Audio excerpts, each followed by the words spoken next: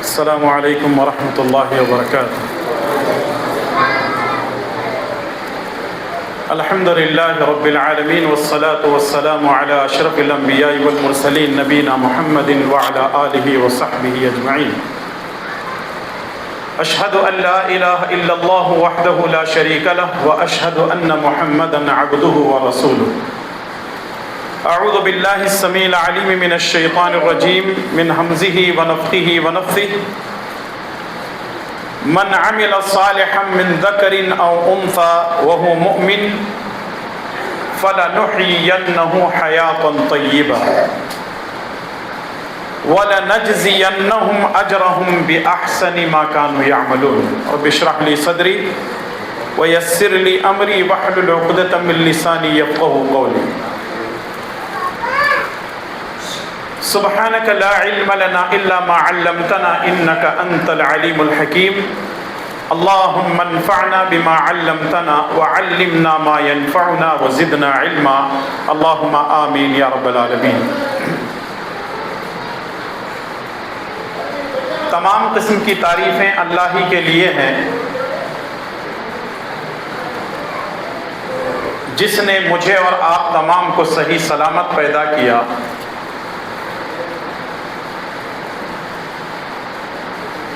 تمام تعریفیں اسی اللہ کے لیے ہیں کہ جس نے ہم تمام کو بے شمار نعمتوں سے نوازا، اور تمام تعریفیں اس اللہ کے لیے ہیں کہ جس نے ہماری ضرورت کے لیے جتنے چیزیں چاہیے تھی اس سے زیادہ ہمیں عطا کیا۔ اس کی تعریف و توصیف کیوں نہیں ہوگی جس کے حکم سے کائنات کا ہر ذرہ اسی کے تابع ہو کر اسی کی تسبیح و تحمید اور اسی کی تمجید بیان کرتا ہے۔ سبحان اللہ و بحمدہ و سبحان اللہ العظیم۔ درود و سلام ہو تمام نبیوں پر، خصوصاً میرے اور آپ کے پیارے نبی امام الانبیاء والمرسلین، امام اعظم، قائد اعظم، مرشد اعظم جناب محمد الرسول اللہ صلی اللہ تعالی علیہ وسلم پر، جن کو اللہ تبارک و تعالی نے ساری کائنات کے لیے امام، رسول، نبی اور پیغمبر بنا کر بھیجا۔ اللہم صلی علی محمد وعلی آل محمد کما صلیت علی ابراہیم وعلی آل ابراہیم انک حمید مجید۔ اللہم بارک علی محمد وعلی آل محمد کما بارکت علی ابراہیم وعلی آل ابراہیم انک حمید مجید۔ معزز علماء کرام، ذمہ داران جماعت و جمعیت، بزرگوں، نوجوان دوستوں، پردہ نشین خواتین اسلام، آج 28 جنوری 2026 جمعیت اہل حدیث رام تیرتھ کی جانب سے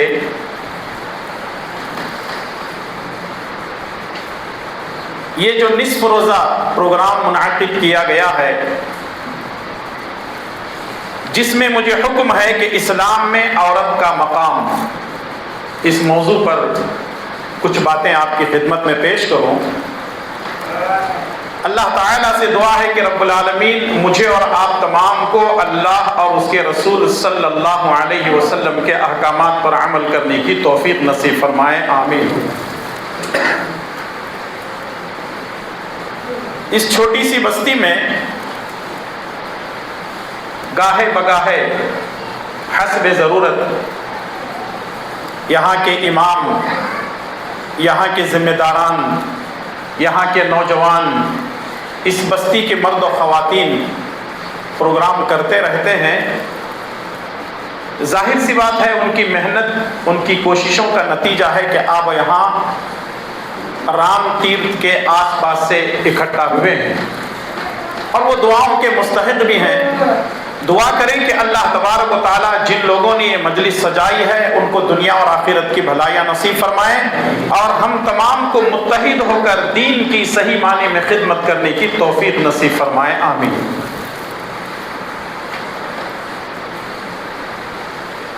اسلام میں عورت کا مقام کیا ہے؟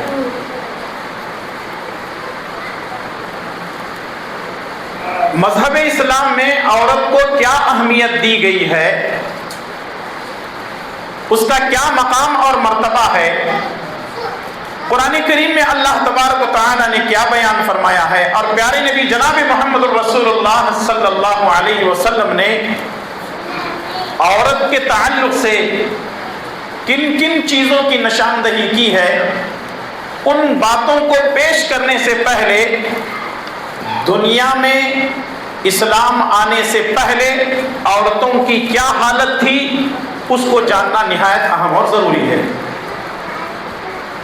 کیونکہ جب نگیٹو پہلو آپ کے سامنے آئے گا، ایک منفی پہلو جب آپ کے سامنے آئے گا تو مثبت یعنی پازیٹیو سمجھنے میں آسانی ہوگی۔ اگر میں یہ کہوں کہ اسلام میں عورت کا یہ مقام ہے، اللہ نے ایسا کہا، نبی نے ایسا کہا، فلاں نے ایسا کہا، تو آپ کہیں گے ہاں وہ تو ہے، لیکن پہلے یہ جانیے کہ عورت کے بارے میں دنیا والوں نے منفی پہلو یعنی نیگیٹو کس انداز سے پیش کیا ہے۔ اب یہ مثبت اور منفی، نیگیٹو پازیٹو شاید جلدی سمجھ میں نہیں آ رہا، میں اپنی زبان میں بولتا ہوں انشاءاللہ سمجھ میں آتا۔ ایک چیز ہے صحیح اور ایک چیز ہے غلط، ایک ہے اچھا دوسرا ہے برا۔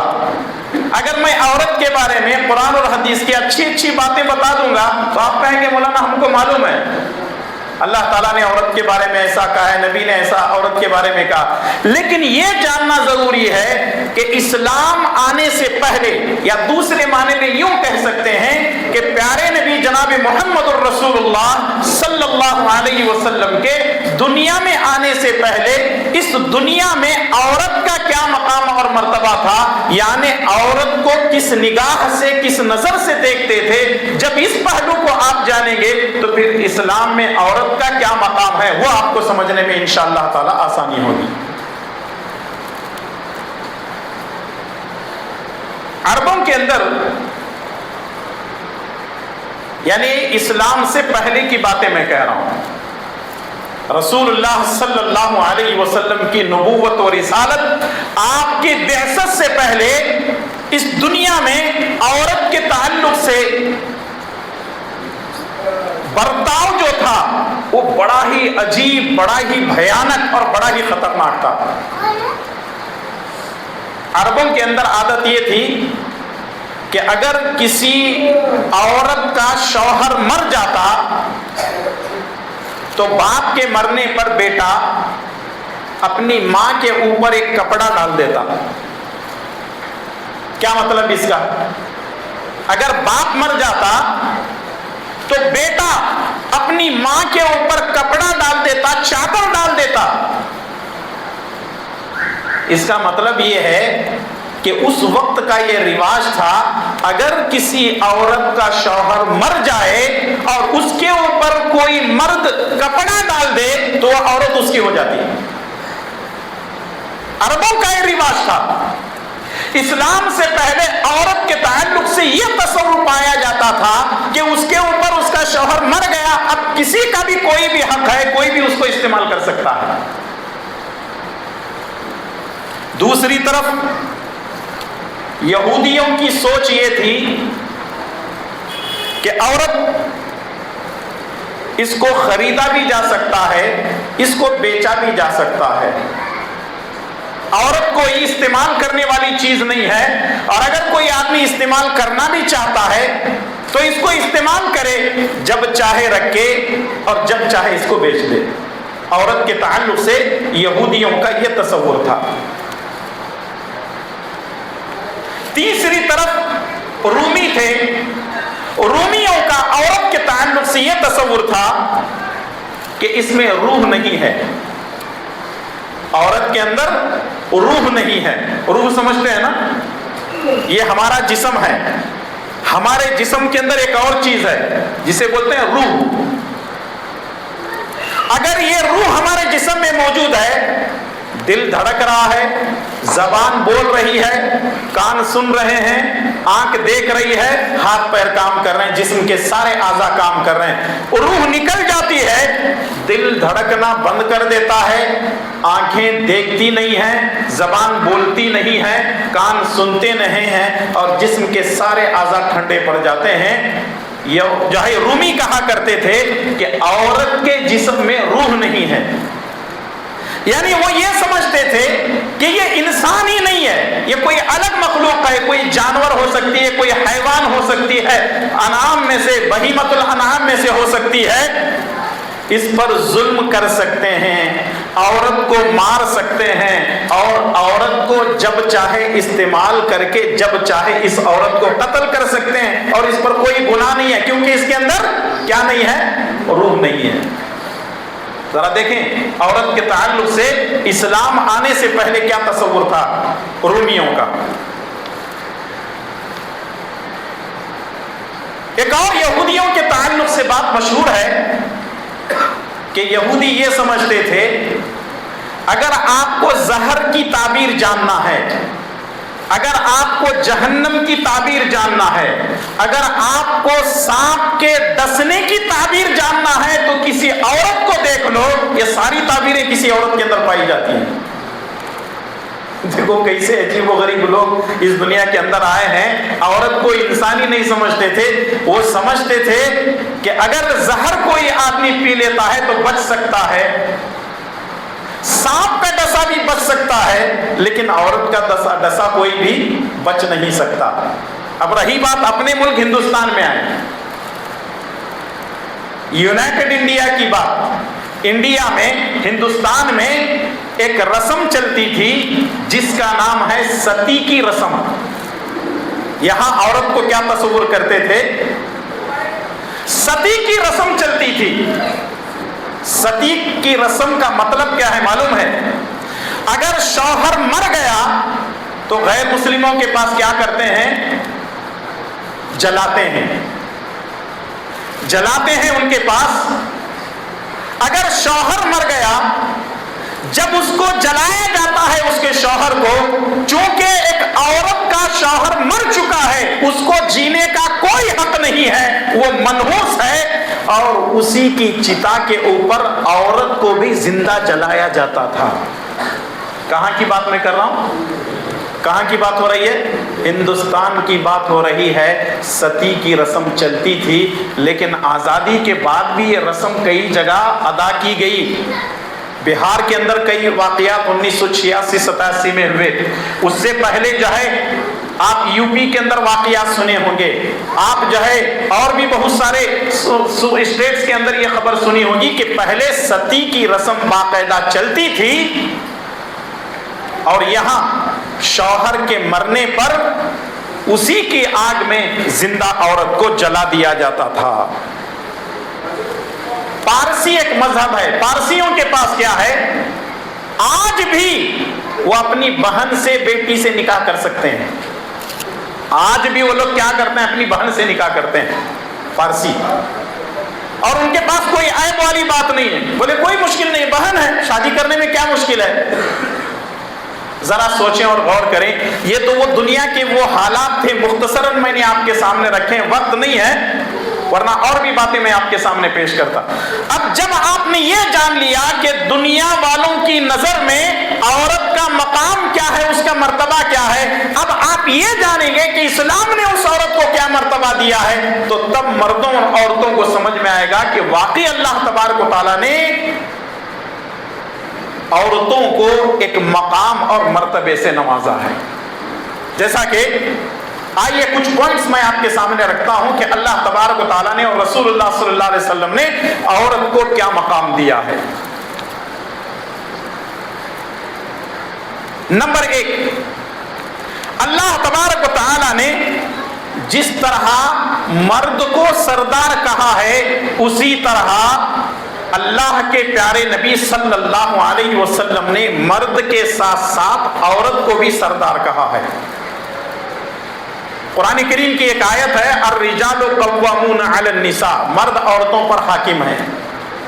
مرد تو سردار بن گیا، لیکن عورت سردارنی بن سکتی ہے. یہ کس نے کہا؟ پیارے نبی جناب محمد الرسول اللہ صلی اللہ علیہ وسلم نے فرمایا. آپ صلی اللہ علیہ وسلم فرماتے ہیں والرجل سید اہلہ والمرأة سیدۃ بیتہا. مرد اپنے گھر والوں، اپنے اہل خانہ کا سردار ہے، اور عورت اپنے شوہر کے گھر کی سردارنی ہے. یہ سب سے بڑا مقام عورت کو دیا گیا. ہمارے یہاں گھروں میں عورتوں کی کوئی عزت نہیں ہے، کوئی احترام نہیں ہوتا، الا ہے کہ کوئی زیادہ سے زیادہ اگر احترام کرتا ہے تو کس کی کرتا ہے؟ عورتوں کے 4 روپ ہیں. نمبر 1 ماں، نمبر 2 بہن، نمبر 3 بیٹی، نمبر 4 بیوی. زیادہ سے زیادہ آدمی کس کا احترام کرے گا؟ اپنی ماں کا کر لے گا. ارے بہن ہے چھوڑو، بیٹی ہے، بیوی ہے، بیوی تو بیوی ہی ہے. لوگ اس کو احترام کی نظر سے نہیں دیکھتے ہیں. خاص کر کے بیویوں کا جو معاملہ ہے وہ بڑا خراب ہے. میں غیروں کی بات نہیں کر رہا ہوں، مسلمانوں کی بات کر رہا ہوں. ہمارے گھروں میں عورتوں کی کوئی عزت نہیں ہے. گھر میں جا گالیاں کھاتے ہیں تو میں مولانا ہمارے واسطے بہت اچھا بولے. دیکھو ایک بات یاد رکھو، ایک باپ اپنی بیٹی کو 18 سال 20 سال تک لاڑ پیار سے پالتا ہے. پالتا ہے کہ نہیں پالتا؟ بڑے لاڑ سے پیار سے پالتا ہے. اس کو قرآن کی تعلیم دیتا ہے، اس کو دین کی تعلیم دیتا ہے، اس کو دنیا کی تعلیم دیتا ہے، اپنے سینے سے لگا کر رکھتا ہے، اس کی جائز ضروریتوں کو پورا کرتا ہے، کپڑا لگتا ہے، اچھا کھلاتا پلا. 18-20 سال کے بعد جب وہ کسی کی بیوی بن کر جاتی ہے تو اس کو شوہر یوں دھتکارتا ہے، اے تو جا. یہ الفاظ میری زبان سے یوں ہی نہیں نکل رہے ہیں، ہم اپنے کانوں سے ایسے الفاظ سنتے ہیں. تو کون؟ تو وہ لاڈلی رہیں گے تمہارے اماں کی بیٹی، تمہارے اماں کی، تمہارے بابا کی بیٹی. یہاں نہیں بولے، اس بات کو سن کو رہنا. اور اس سے بھی بڑا عجیب مسئلہ یہ ہے کہ عورت ہی عورت کی دشمن ہے. جب وہ گھر میں جاتی ہے بہو بن کر کے، سب سے بڑی ڈسنے والی کون ہوتی ہے؟ ارے بولو جی، نہیں بول رہے زور سے. ساس. ساس کو الٹا پڑے تو بھی ساسچ رہتی انہیں. سین الف سین سیدھا پڑھے، الٹا پڑھو تب بھی ساسچ رہتی انہیں. کیوں؟ انہیں سیدھی بھی ساس، الٹی بھی ساس. اس کا مطلب یہ ہے انہیں کیوں کری تو بھی چلتا گھر کے اندر، لیکن اس کی بہو کچھ بھی نہیں بولنا، کچھ بھی نہیں کرنا. یہ ظلم نہیں تو کیا ہے؟ عورت کو اللہ تعالیٰ نے ایک مقام دیا ہے، ایک مرتبہ ہے. وہ مقام اور مرتبہ ہے، وہ اپنے شوہر کے گھر کی رانی ہے، سردارنی ہے. اس کا وہ مقام ہے جو اللہ تبارک و تعالیٰ نے اور پیارے نبی صلی اللہ علیہ وسلم نے دیا. اور دوسری چیز یہ ہے کہ عورت کو اللہ تبارک و تعالیٰ نے مرد کے برابر قرار دیا. یہ نہیں ہے کہ مرد ہے تو اس کا مقام بہت زیادہ ہے، عورت ہے تو انہیں نیچے ہے. نہیں، دونوں کا مقام برابر ہے. جیسا کہ اللہ تبارک و تعالیٰ نے سورہ حجرات میں فرمایا یا ایھا الناس انا خلقناکم من ذکر او انثی یا ایھا الناس انا خلقناکم من ذکر او انثی وجعلناکم شعوبا وقبائل لتعارفوا ان اکرمکم عند اللہ اتقاکم ان اللہ علیم خبیر. کیا پیاری باتیں اللہ تبارک و تعالیٰ نے کہی ہیں. اللہ نے فرمایا یا ایھا الناس، اے لوگو، انا خلقناکم من ذکر و انثی، ہم نے تمہیں ایک مرد اور عورت کے ذریعے سے پیدا کیا ہے. جتنا مقام اور مرتبہ مرد کا ہے وہی مقام اور مرتبہ عورت کا بھی ہے. وَجَعَلْنَاكُمْ شُعُوبًا وَقَبَائِلَ، ہاں اتنا ضرور ہے کہ ہم نے تمہارے اندر خاندان اور قبیلے پیدا کیے ہیں لِتَعَارَفُوا، تاکہ تم ایک دوسرے کو پہچان سکو. إِنَّ أَكْرَمَكُمْ عِنْدَ اللَّهِ أَتْقَاكُمْ، اللہ کے نزدیک عزت والا وہی ہے جس کے اندر تقوی اور پرہیزگاری ہوتی ہے. ان اللہ علیم الخبیر، بے شک اللہ تعالیٰ جاننے والا اور خبر رکھنے والا ہے. تو معلوم کیا ہوا کہ اللہ تبارک و تعالیٰ نے عورت کو مرد کے برابر مقام اور مرتبہ دیا ہے. اسی لیے اللہ تعالیٰ نے سورہ نساء کی پہلی آیت کے اندر فرمایا یا ایھا الناس اعبدوا ربکم الذی خلقکم من نفس واحدہ یا ایھا الناس اتقوا ربکم الذی خلقکم من نفس واحدہ وخلق منها زوجها وبث منهما رجالا كثيرا ونساء واتقوا الله الذي تساءلون به والارحام ان الله كان عليكم رقيبا. قرآن کی بے شمار آیتیں بتاتی ہیں کہ عورت کو ایک عزت ہے، ایک مقام ہے، ایک مرتبہ ہے. کچھ چیزیں مرد کو ضرور حاصل ہیں، لیکن کچھ چیزوں میں اللہ تبارک و تعالی نے عورت کا ایک مقام اور مرتبہ پیش کیا ہے. اسی طریقے سے تیسری چیز، اللہ تعالی نے عورت کو تذکرے میں بھی برابر قرار دیا ہے. یعنی عورت کا جہاں مرد کا تذکرہ کیا گیا ہے تو وہیں مرد کے تذکرے کے ساتھ عورت کا بھی تذکرہ کرنے کے بعد اس کا ذکر، اس کی خوبیوں کو بیان کرنے کے بعد اس کو مرد کے برابر اللہ تبارک و تعالیٰ نے رکھ دیا ہے. اس کی دلیل کیا ہے؟ اس کی دلیل ہے سورہ احزاب کی آیت نمبر 35. اللہ تبارک و تعالیٰ نے فرمایا ان المسلمین والمسلمات والمؤمنین والمؤمنات والقانتین والقانتات والصادقین والصادقات والصابرین والصابرات والخاشعین والخاشعات والمتصدقین والمتصدقات والصائمین والصائمات والحافظین فروجهم والحافظات والذاکرین اللہ کثیرا والذاکرات اعد اللہ لهم مغفرۃ واجرا عظیما. مومن مرد، مومن عورتیں، مسلم مرد، مسلم عورتیں، مومن مرد، مومن عورتیں، صدقہ کرنے والے مرد، صدقہ کرنے والی عورتیں، اللہ سے ڈرنے والے مرد، اللہ سے ڈرنے والی عورتیں، اللہ کا ذکر کرنے والے مرد، اللہ کا ذکر کرنے والی عورتیں. یعنی اللہ تبارک و تعالی نے عورتوں کو مردوں کے برابر قرار دیا کہ وہ جیسے جیسے اللہ کے احکامات پر عمل کریں گی ویسا ان کا مقام اور مرتبہ بڑھتا جائے گا. اللہ تبارک و تعالی نے، اسلام نے عورت کو اتنا بڑا مقام دیا ہے. اور چوتھے نمبر پر ایمان کے بارے میں بھی مرد کے برابر اللہ تبارک و تعالیٰ نے عورت کو قرار دیا ہے. یعنی اگر مرد کا ایمان ہے تو عورت کا بھی ایمان ہے.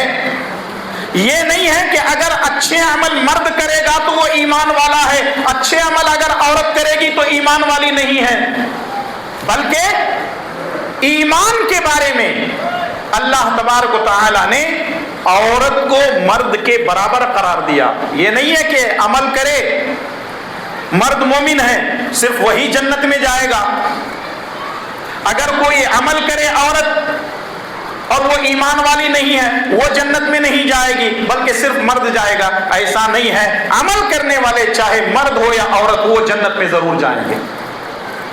جیسا کہ اللہ تبارک و تعالیٰ نے ارشاد فرمایا من عمل صالحا من ذکر او انثى وهو مؤمن. عمل صالح کرنے والا مرد ہو یا عورت ہو وہ مومن ہے. عمل صالح یعنی نیک عمل اگر کرنے والا کوئی مرد ہے یا عمل صالح کرنے والی، نیک عمل کرنے والی کوئی عورت ہے تو اللہ نے فرمایا وہ مؤمن، یہ دونوں ایمان والے ہیں، دونوں ایماندار ہیں، اہل ایمان میں سے ہیں. فَلَنُحْيِيَنَّهُ حَيَاةً طَيِّبَةً، ہم ان کو پاکیزہ زندگی، خوبصورت زندگی عطا کریں گے. وَلَنَجْزِيَنَّهُمْ أَجْرَهُمْ بِأَحْسَنِ مَا كَانُوا يَعْمَلُونَ، اور اس کا بہتر بدلہ انہوں نے جو کچھ بھی کیا ہے ہم انہیں عطا کریں گے. یہاں تھوڑی دیر رک کر کے کچھ باتیں سمجھنے کی کوشش کرتے ہیں. عمل صالح چاہے کرنے والا مرد ہو یا عورت ہو، اللہ نے دونوں کو کیا کہا؟ مومن کہا، یہ ایمان والے ہیں۔ اس کے دو فائدے ہیں اگر کوئی مرد یا عورت عمل صالح کرتے ہیں، دو فائدے ہیں۔ پہلا فائدہ کیا ہے؟ فَلَنُحْيِيَنَّهُ حَيَاةً طَيِّبَةً، ہم ان کو پاکیزہ زندگی دیں گے۔ علامہ ابن کثیر رحمۃ اللہ علیہ فرماتے ہیں اس آیت کے تحت حیاتن طیبہ کا مطلب کیا ہے؟ حیاتن طیبہ کا مطلب یہ ہے کہ ہم ان کو دنیا میں سکون کی زندگی عطا کریں گے۔ اور یہ بات آپ دیکھ لیں، جتنے لوگ چاہے وہ مرد ہو یا عورت ہو، گھروں کے اندر اگر عمل صالح ہوتا ہے، نیک عمل ہوتا ہے، نمازوں کی پابندی ہوتی ہے، قرآن کریم کی تلاوت ہوتی ہے، ذکر اذکار کرتے ہیں، نوافل کی پابندی کرتے ہیں، نمازوں کی پابندی کر رہے ہیں، صدقہ و خیرات کر رہے ہیں، نیکی کے کام گھروں سے ہو رہے ہیں، تو ان کی زندگیوں میں سکون ہی سکون ہے، چاہے وہ کرنے والے مرد ہو یا عورت ہو۔ اور جن کے گھروں میں عبادتیں نہیں ہوتی، ان کے گھروں میں دولت ہے، سب کچھ ہے، لیکن ان کے گھروں میں کیا نہیں ہے؟ ارے زور سے بولو جی، سکون نہیں ہے۔ ابھی یوسف مولانا بار بار بول رہے تھے اپنی تقریر میں، رمضان آ رہا ہے، استقبال کرنا ہے، رمضان کو کیسے سمجھنا ہے۔ ہم لوگ رمضان کے مہینے میں عبادت کر لیتے ہیں، رمضان کے بعد 11 مہینے وہی رفتار بے ڈھنگی جو پہلے تھی وہ اب بھی ہے۔ یہی ہمارا رمضان یہ اس لیے آتا ہے کہ یہ ہماری تربیت کر کے جاتا ہے۔ تو اس لیے مردوں اور عورتوں کو، بزرگوں کو، جوانوں کو، بچوں کو، عورتوں کو، سب کو مل کر کے اللہ تبارک و تعالیٰ کی عبادت کرنی ہے۔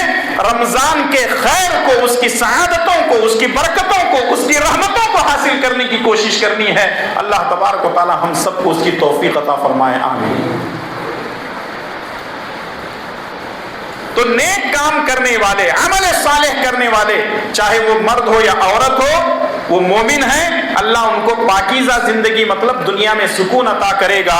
اور آگے اللہ نے فرمایا وَلَنَجْزِيَنَّهُمْ أَجْرَهُمْ بِأَحْسَنِ مَا كَانُوا يَعْمَلُونَ، اور اس کا بہتر بدلہ ہم ان کو عطا کریں گے کا مطلب یہ ہے کہ مرنے کے بعد اللہ تعالیٰ ان سے راضی ہوگا اور اپنی رحمت سے کہاں داخل کرے گا؟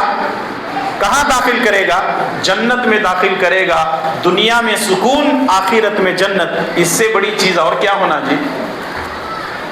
تو اگر کوئی عورت نیک عمل کرتی ہے، اسلام نے اس کو مرد کے برابر ایمان کے بارے میں صحیح قرار دیا ہے۔ اور پانچویں چیز ہے، اللہ کے نبی صلی اللہ علیہ وسلم نے جس طرح علم کے حاصل کرنے کو مرد پر ضروری قرار دیا ہے، تو وہیں عورتوں کو بھی چاہیے کہ وہ بھی علم حاصل کریں۔ جس طرح مردوں کو علم حاصل کرنے کی آزادی ہے، اسی طریقے سے عورت بھی علم حاصل کر سکتی ہے۔ دیکھیں، شریعت کی نظر میں، اسلام کی نظر میں، قرآن و سنت کی نظر میں اگر آپ علم کی بات کریں گے تو علم سے مراد کیا ہے؟ قرآن اور حدیث کا علم ہے، دنیاوی علم نہیں ہے۔ علم سے مراد کیا ہے؟ قرآن و حدیث کا علم ہے۔ لیکن ہمارے یہاں قرآن پڑھنا نہیں آتا، نماز کی دعائیں نہیں آتے، اذکار نہیں آتے، اور دین کے بارے میں کوئی نالج نہیں ہے۔ انگریزی فر بولنے لگے تو لوگ سمجھتے ہیں بہت پڑھا لکھا ہے، جبکہ وہ آج بھی کھڑے ہو کر کے مونتا ہے، اپنے دعوے ہاتھ سے کھاتا ہے، صحیح اور غلط کی تمیز نہیں ہے، ماں باپ کی عزت نہیں کرتا، بہنوں کو ایک نگاہ نہیں دیکھتا۔ جو دنیاوی تعلیم ہے وہ انسانوں کو غارت کر رہی ہے، اور دینی تعلیم کی وجہ سے ہمارے ماں باپ بھی سکون سے ہیں، گھروں کے اندر بھی سکون اور اطمینان کی زندگی گزر رہی ہے۔ لیکن بات یہ چل رہی تھی کہ مردوں کی طرح عورتوں کو بھی علم حاصل کرنے کی اللہ کے پیارے نبی صلی اللہ علیہ وسلم نے اجازت دی ہے۔ ام سلمہ رضی اللہ تعالیٰ عنہ فرماتی ہیں کہ ایک مرتبہ کچھ عورتیں رسول اللہ صلی اللہ علیہ وسلم کے پاس گئیں اور کہنے لگے، اللہ کے نبی صلی اللہ علیہ وسلم، غلبت علینا الرجال، اللہ کے نبی صلی اللہ علیہ وسلم، مرد تو ہم پر غالب ہو گئے، ہر معاملے میں آپ مردوں کو حکم دیتے ہیں، جو بھی مسئلہ ہوتا ہے مرد آ کر آپ سے پوچھتے ہیں، وہ علم حاصل کرتے ہیں۔ ہمیں بھی علم حاصل کرنے کے لیے کوئی وقت مقرر کیجئے۔ تو اللہ کے نبی صلی اللہ علیہ وسلم فرماتے ہیں فلاں گھر میں ہر جمعرات کو جمع ہو جاؤ، میں تمہیں اسلام کی تعلیم دوں گا۔ تو اس لیے اللہ کے نبی صلی اللہ علیہ وسلم جہاں مردوں کو اسلام کی تعلیم دیا کرتے تھے، علم دیا کرتے تھے، تو وہیں آپ نے کس کے لیے تعلیم کا انتظام کیا؟ عورتوں کے لیے تعلیم کا انتظام کیا۔ تو معلوم یہ ہوا کہ مردوں کے ساتھ ساتھ علم میں عورتیں برابر ہیں۔ یہ نہیں ہے کہ صرف مرد جو ہے دین کا علم حاصل کرے گا، مرد بڑی بڑی ڈگریاں لے گا اور عورت جو ہے ڈگریاں نہیں لے گی، لیکن ڈگریوں کے معاملے میں عورتوں کو، ماں باپ کو سوچنا چاہیے کہ کہیں وہ کسی غلط قدم پر نہ جائیں۔ جو آج ہمارے معاشرے کا ہم حال دیکھ رہے ہیں کہ ہماری بہن بیٹیاں وہ عشق و معاشرے کے چکر میں، پیار و محبت کے چکر میں غیروں کے بغلوں میں جا کر کے عیاشیاں کر رہی ہیں۔ اللہ تبارک و تعالی ہماری بہن بیٹیوں کی حفاظت فرمائے، آمین۔ اور چھٹی چیز یہ ہے اسلام میں عورت کا جو مقام ہے، وہ چھٹی چیز یہ ہے کہ اللہ اور اس کے رسول صلی اللہ علیہ وسلم نے وراثت میں عورت کو حق دیا۔ وراثت میں عورت کو حق دیا گیا۔ اللہ تبارک و تعالیٰ نے فرمایا للذکر مثل حظ الانثیین۔ قرآن کریم کی بے شمار آیتیں، سورہ نساء پڑھ کر کے دیکھ لیں، سورہ احزاب ہے، سورہ نور ہے، خاص کر کے سورہ نساء میں اللہ تبارک و تعالیٰ نے یہ بیان کیا کہ وراثت کو کیسے تقسیم کرنا ہے۔ لیکن آج ہمارے معاشرے میں عورت پر بہت بڑا ظلم ہو رہا ہے وراثت کے مسئلے میں۔ باپ جب مرتا ہے تو جہاں بیٹوں کو حق دینا ہے وہاں کس کو حق دینا ہے؟ کس کو؟ بیٹی کو دینا ہے، انہیں ماں کو نہیں دیں گے۔ ہاں، بیٹیوں کو بھی دیں گے، ماں کو بھی دیں گے، اور کبھی کبھی بہن بھی وراثت کی حقدار ہو سکتی ہے۔ لیکن ہوتا ایسا ہے جیسے ہی باپ مر جاتا ہے گھر کا بڑا بھائی پوری دولت پر ازدہ بن کر بیٹھ جاتا ہے، یہ کتنا ہے، سب کچھ میرا ہے، میں اس دولت کو کسی کے حوالے نہیں کروں گا۔ باغ بغیچے کھا جاتا ہے، کئی ایکڑ زمین اپنے قبضے میں کر لیتا ہے، بینک بیلنس اپنی بہنوں کو، اپنی ماں کو تک نہیں بتاتا، ساری کی ساری دولت جو ہے اس پر قبضہ کر کے بیٹھ جاتا ہے۔ یہ ظلم ہے، یاد رکھیے۔ اللہ کے پیارے نبی صلی اللہ علیہ وسلم فرماتے ہیں اگر کوئی شخص دنیا میں کسی ایک بالشت زمین بھی ناجائز طور پر قبضہ کر لیتا ہے تو 7 زمینیں طوق بنا کر اس کے گلے میں ڈال دی جائیں گی۔ جو لوگ اپنی بہنوں کا، اپنی ماں کا حق ناحق طریقے سے کھا رہے ہیں وہ لوگ الرٹ ہو جائیں، اللہ تبارک و تعالیٰ کے پاس آپ بخشے نہیں جائیں گے۔ یہ اللہ کا حکم ہے، اس کو علم الفرائض کہا جاتا ہے، اس کو حق وراثت کہا جاتا ہے۔ ایک آدمی مرتا ہے، جتنی دولت رکھی گئی ہے اس میں ماں کا بھی حصہ ہے، اس میں بیٹوں کا بھی حصہ ہے، اس میں بیٹیوں کا بھی حصہ ہے۔ جب تک اس کو تقسیم نہیں کریں گے تب تک آپ کی دولت حلال نہیں ہوگی، ایک ایک پائی کا حساب آپ کو اللہ تعالیٰ کے پاس دینا پڑے گا۔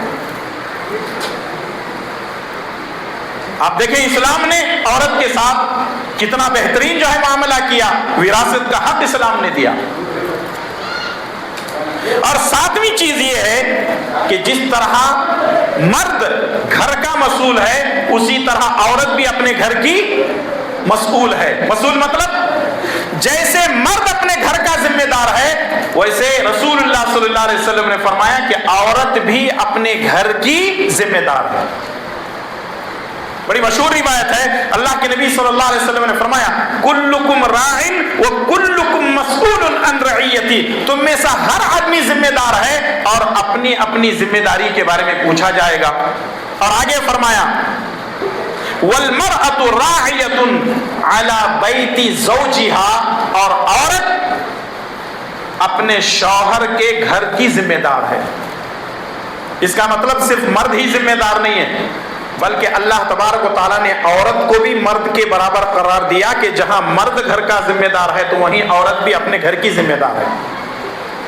ورنہ اگر صرف مرد ہی گھر کا ذمہ دار ہے تو اگر شوہر گھر کے باہر نکل جاتا ہے کمانے کے لیے، روزی حاصل کرنے کے لیے، اگر عورت ذمہ دار نہیں ہے تو جیسے ہی شوہر اپنے جو ہے کام کاج کے لیے چلا جائے گا تو عورت کیا اپنے گھر پہ چلی جائے گی؟ اس کے گھر کی حفاظت کون کرے گی؟ اس کے مال کی حفاظت کون کریں گے؟ اس کے اولاد کی تعلیم و تربیت، اس کی حفاظت کون کریں گے؟ یہ عورت کو بھی ذمہ داری دے دی گئی ہے کہ وہ عورت اپنے شوہر کے گھر کی، اس کے مال کی، اس کی عزت آبرو کی، اس کے اولاد کی، اس کی تمام جائیداد کی وہ ذمہ دار ہے، وہ مسئول ہے۔ اللہ تبارک و تعالیٰ نے اور پیارے نبی صلی اللہ علیہ وسلم نے عورت کو یہ مقام عطا کیا ہے۔ اور 8ویں چیز یہ ہے کہ جس طرح مرد دین کا کام، دعوتی کام، خیر کا کام، بھلائی کا کام کر سکتا ہے اور برائی سے روکتا ہے، اسی طریقے سے عورت کو بھی یہ حق حاصل ہے کہ وہ بھلائی کا حکم دے، برائی سے روکے۔ یعنی مرد کے ساتھ ساتھ یہ حکم اللہ تبارک و تعالیٰ نے عورت کو بھی دیا، اختیار بھی دیا کہ وہ یہ کام کرے۔ اللہ تبارک و تعالیٰ نے سورہ توبہ کی آیت نمبر 71 میں فرمایا والمؤمنات والمؤمنون والمؤمنات بعضهم اولیاء بعض یأمرون بالمعروف وینہون عن المنکر، کہ مرد اور عورت آپس میں ایک دوسرے کے دوست ہیں، ایک دوسرے کے خیر خواہ ہیں۔ کرتے کیا ہے یہ؟ یأمرون بالمعروف وینہون عن المنکر، ان کی ذمہ داری یہ ہے کہ یہ بھلائی کا حکم دیں اور برائی سے روکیں۔ اور آگے بھی لمبی آیت ہے، یہ غالباً یہ سورہ توبہ کی آیت نمبر 71 ہے، جس میں نماز پڑھنے، روزہ رکھنے، صدقہ خیرات کرنے اور اللہ تعالیٰ کی عبادت اور خشوع خضوع اختیار کرنے کا اللہ تعالیٰ نے مردوں کے ساتھ ساتھ عورتوں کو بھی حکم دیا ہے۔ اسی لیے آپ دیکھیں اما عائشہ صدیقہ رضی اللہ تعالیٰ عنہ، جب ان کو یہ پتا چلتا کہ کسی نے کوئی غلط کام کیا ہے، وہ اپنے گھر پر بلاتی، ان کو نصیحت کرتی، ان کو کبھی کبھی ڈانٹنا پڑے تو ڈانٹتی اور کہتی کہ دیکھو یہ کام کرو، یہ کام مت کرو۔ اما عائشہ صدیقہ رضی اللہ تعالیٰ عنہ، محدثین نے لکھا ہے کہ سب سے زیادہ حدیثوں کو روایت کرنے والی اما عائشہ صدیقہ رضی اللہ تعالی عنہا ہیں۔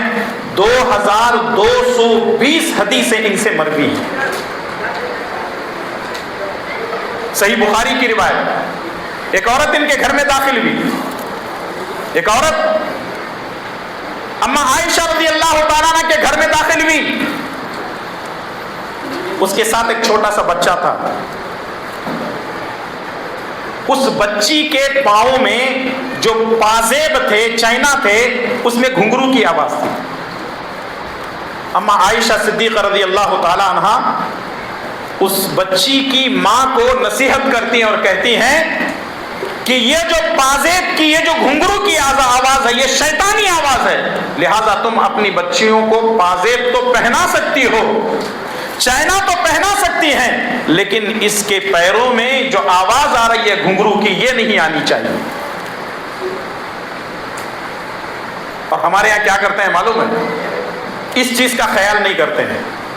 صرف اتنا ہو سکتا ہے کہ آپ اپنے بچیوں کو پازیب ضرور پہنائیں، یہ عورت کی زیب و زینت ہے، بچیوں کی زیب و زینت ہے، لیکن اگر اس کے اندر گھنگرو کی، چھن پھن کی آواز آ رہی ہے تو ایک چمٹا لیں، اس کو دبا دیں، آواز بند ہو جائے گی، پہنا دیں، یا اس کو نکال ہی دیں، یا خریدنے کے وقت میں اس کا احتیاط کریں کہ اس کے اندر گھنگرو نہ ہو، یا دکاندار سے کہیں کہ ہم کو گھنگرو کے بغیر چہنا چاہیے، وہ چیز بھی حاصل ہو سکتی ہے۔ لیکن ہمارے یہاں اگر بچی جو ہے گھر میں گھوم رہی ہے تو چھن چھن چھن چھن کی آواز روڈ پہ آتی ہے، ایسا معلوم ہوتا جوگمہ گھر میں گھسی بھی ہے۔ جوگمہ سمجھتے ہیں کہ نہیں جی؟ ہاں، اس کے ایک ایک قدم پہ چھن چھن، اور انہیں بھی ناچ لیتے جاتی، ایسا زور زور سے رکھتی، پورے محلے والوں کو آواز آنا شیطانی، بھوتنی، خبیثنی آ گئی ہے محلے کے اندر، اب پورے محلے کا ستیاناش کر کو سروے لے کو جاتی ہے۔ اور اور اسی طریقے سے اما عائشہ رضی اللہ تعالیٰ عنہ، پردے کے بارے میں جب ان کو پتا چلا کہ کچھ عورتیں پردہ نہیں کرتی ہیں، ان کو بلاتی ہیں اور بلانے کے بعد ان کو نصیحتیں کرتی ہیں. کئی ایک احادیث ہیں، وقت نہیں ان تمام باتوں کو پیش کرنے کا. ابو جہل کا نام آپ لوگوں نے سنا ہے بھئی؟ ابو جہل کا نام سنے ہیں؟ اس سے پہلے جب میں یہاں درس دیا تھا تو اس میں یہ بتایا تھا کہ میں ایک نام بتا رہا ہوں، اس کو یاد رکھو، اگلے درس میں بتاؤ. میں نے اس وقت یہ بتایا تھا کہ ابو جہل کا نام کیا ہے. کسی کو یاد ہے؟ جی، ابو جہل اس کا اصل نام کیا ہے؟ جی فاروق نہیں جی، عمر رضی اللہ تعالیٰ عنہ، وہ تو عمر فاروق ہے. نہیں، اگر غلط جواب دیے تو کوئی بری بات نہیں، سیکھنے کے لیے بیٹھے ہیں، میں بتا دوں گا نام. لیکن میں اس سے پہلے درس میں بتایا تھا ابو جہل کا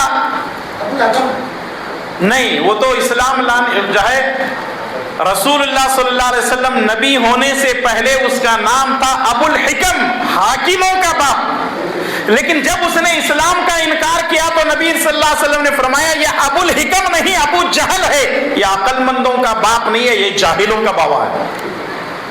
لیکن اصل نام اس کا ہے، یاد رکھیں گے انشاءاللہ، عمر بن ہشام. عمر نہیں، عمر بن ہشام. عمر بن ہشام یعنی ابو جہل کا ایک بیٹا ہے اکرمہ. اکرمہ ابو جہل کا بیٹا ہے. جب مکہ فتح ہوا تو نبی صلی اللہ علیہ وسلم نے حکم دیا کہ انہیں اکرمہ ابو جہل کا بیٹا جدھر دیکھتا اسے قتل کرو، جدھر نظر آتا وہیں پہ اسے قتل کر دو. حکم جاری کر دیا نبی صلی اللہ علیہ وسلم نے. صرف ایک کے لیے نہیں، کئی ایک لوگوں کے لیے. ان کی وجہ سے مسلمانوں کو بڑی تکلیف پہنچی تھی، چونکہ وہ جنگ بدر میں مارا گیا تھا ابو جہل. نبی صلی اللہ علیہ وسلم نے مکہ فتح ہونے کے بعد اعلان کیا کہ اکرمہ کہیں بھی ملتا ہے تو اس کو قتل کر دو. حکم جاری کر دیا گیا. اب یہ جان بچانے کے ڈر سے کشتی میں سوار ہو کر کے مصر جانے لگا. جب کشتی میں سوار ہو کر کے مصر میں جانے لگا تو جب جدہ سے کشتی نکلی، مصر کے راستے پر چل رہی تھی، زوردار ہوائیں آنے لگی، طوفانی بارش ہونے لگی، لہریں اتنی زیادہ آنے لگی اور کشتی ہچکولے کھانے لگی کہ اب ڈوبے کہ تب ڈوبے.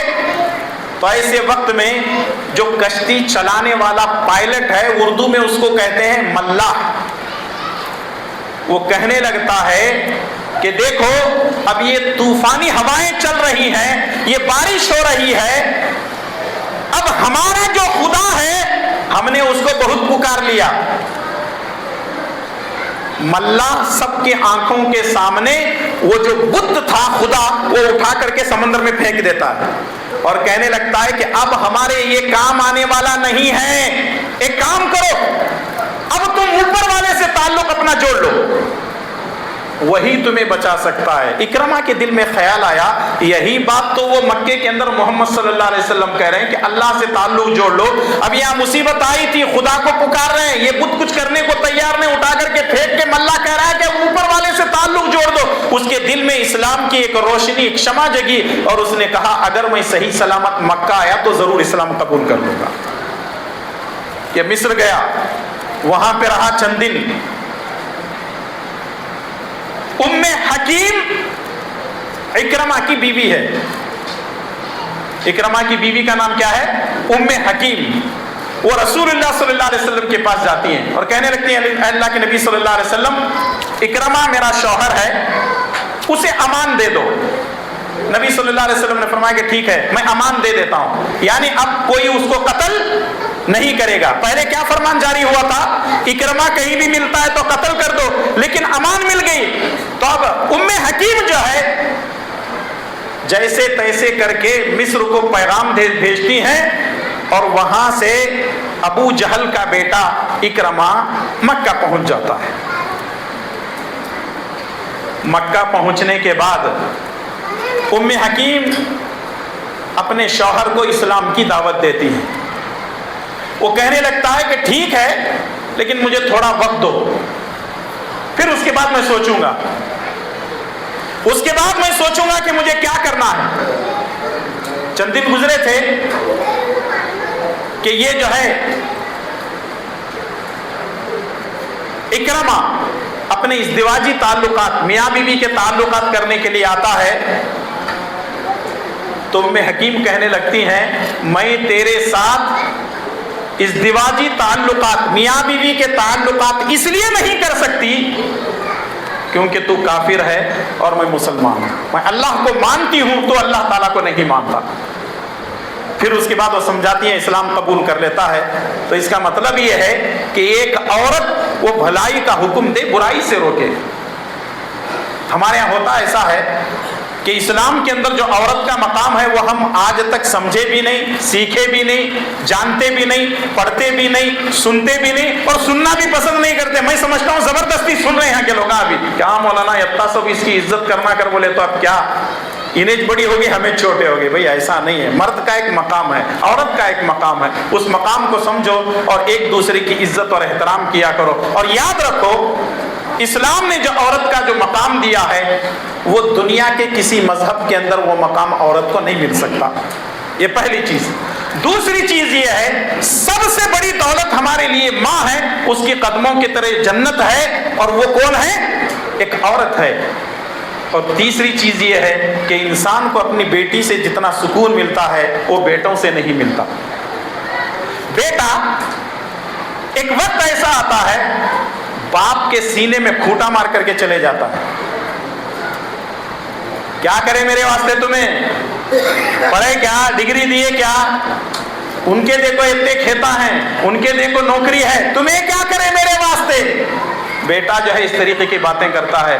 لیکن بیٹی وہ عجیب سی مخلوق ہے, جب بھی جاؤ آپ کی عزت کرے گی, جب بھی جاؤ آپ کا احترام کرے گی.